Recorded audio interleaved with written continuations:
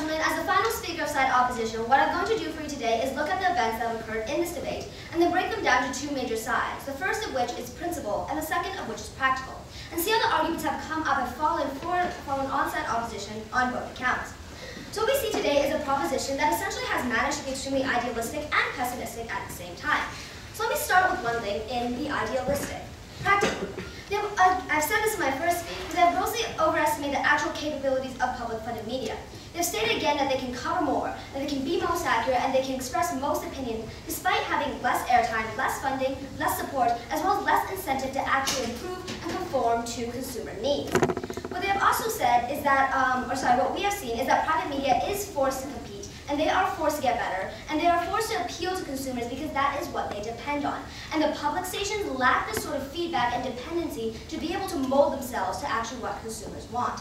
Now let's look at why the proposition was pessimistic now, and this has to do more with principle. So under this, what they have essentially said is that people can ideologically isolate themselves very easily. And basically what we have talked about is how people should think and how we should get them to think like this.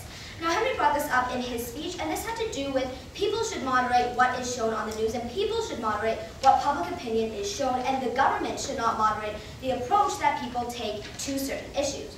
And what we think essentially is that it is more beneficial to for people to look at private stations and then learn to actually weed out bad information on their own versus the government trying to spoon feed them a watered down version of all opinions that is the least likely to be offensive as well as the easiest to actually feed into the public.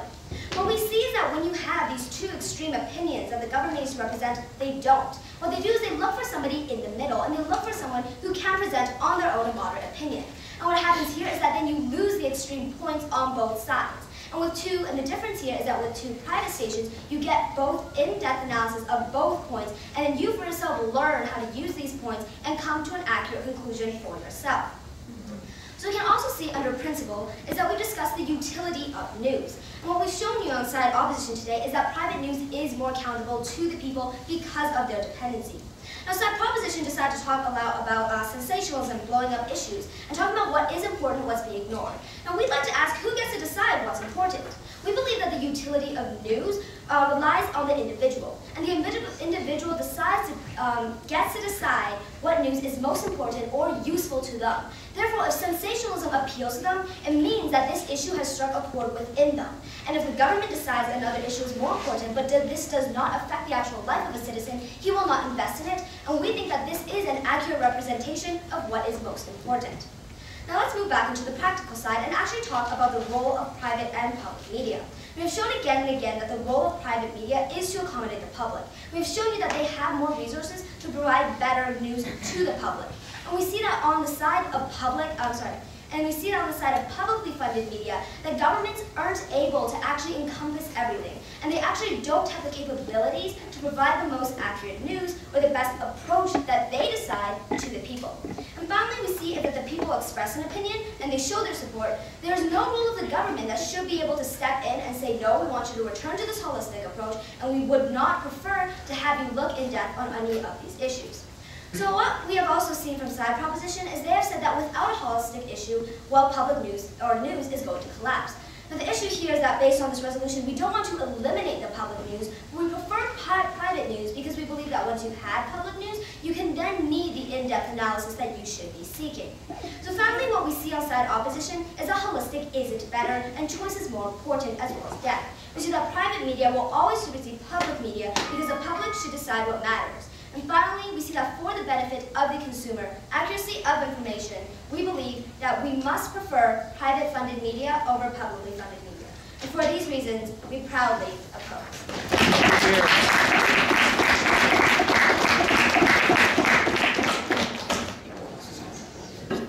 And to close it off, David for another 4 minutes.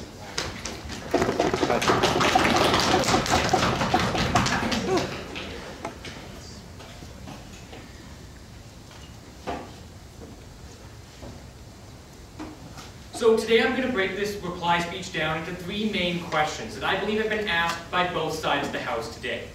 The first question is what is best for the people, the second is what is best for the political system, and the third is what is best for the news itself.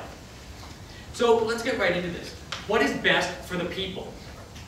Well, side proposition has said down the bench today that in order for people to have the most knowledge, in order for people to be able to best contribute, they need a holistic worldview.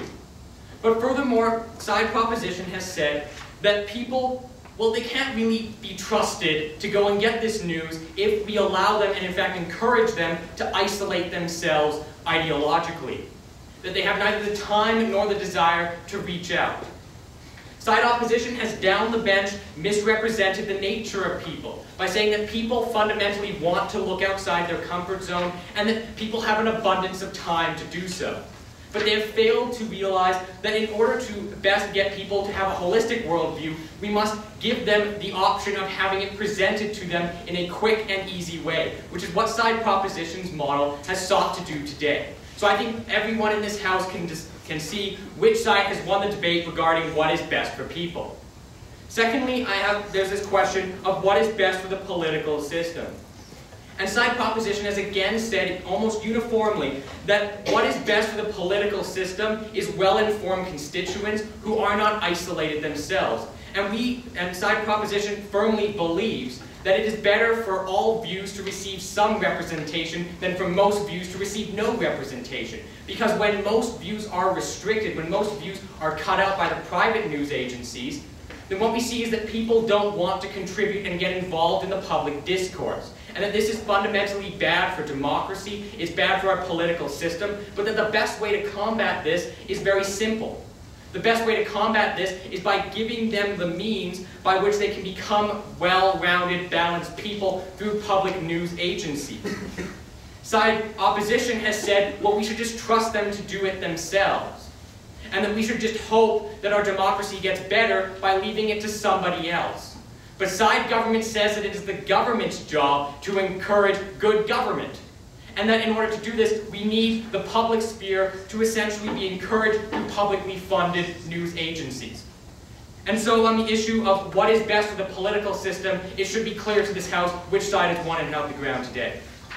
Finally, we have this issue of what is best for the news, where side opposition said sensationalism is great, it's not so great, well, we're not sure by the end. But side government has said down the bench that sensationalism and bias has no place in the news. That news has one purpose, which is to present the news dispassionately, to present the facts just as they are, and that this is in fact best for the news itself.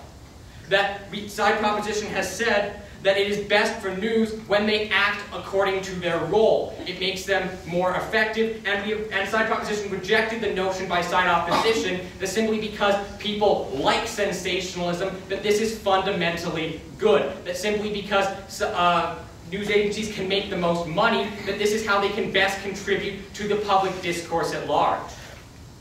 So on this question of what is best for the news, it is clear that side proposition has won and held the ground today with regards to using public news agencies as opposed to supporting the private sector and their news agencies. So for the reasons that were presented by side proposition, for the responses to these three questions, I firmly believe that side proposition has won and held the ground today. Thank you.